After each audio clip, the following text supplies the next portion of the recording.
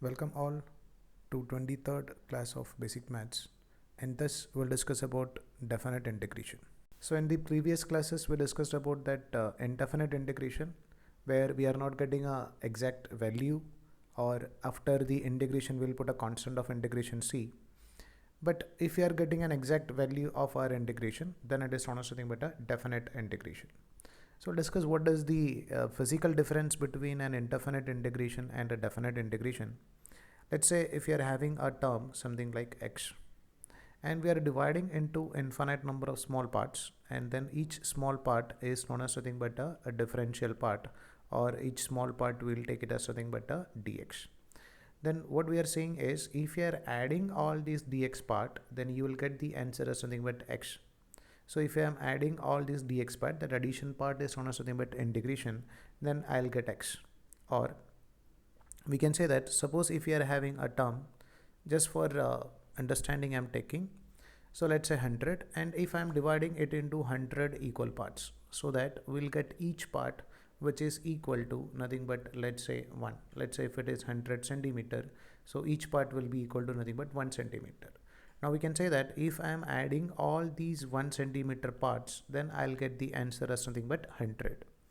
Now in case of definite integration, will specify from where to where we should add it.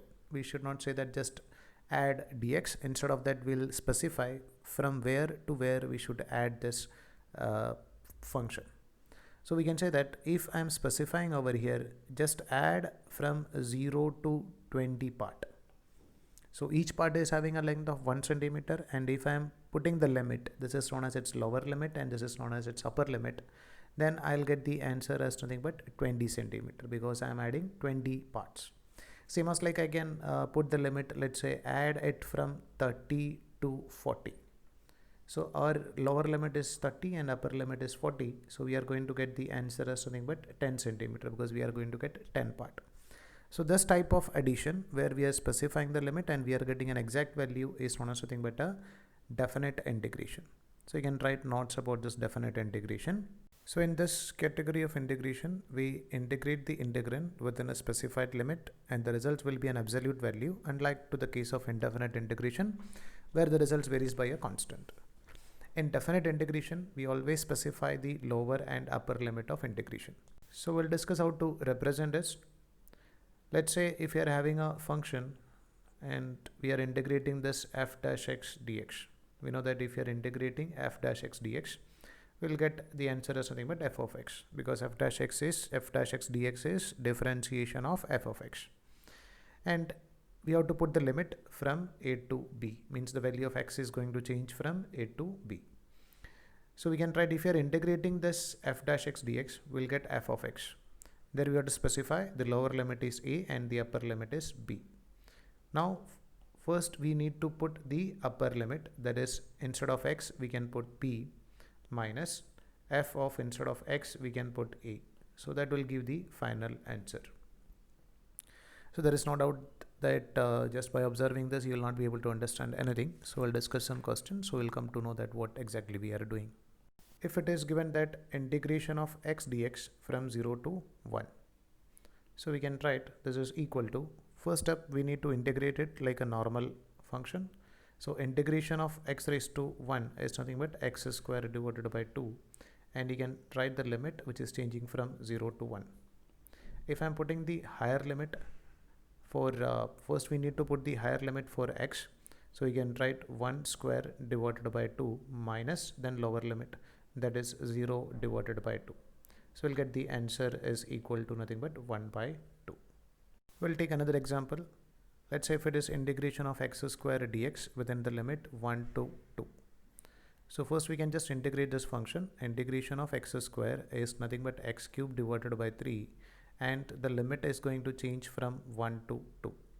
So first we'll put our higher limit, which is nothing but 2.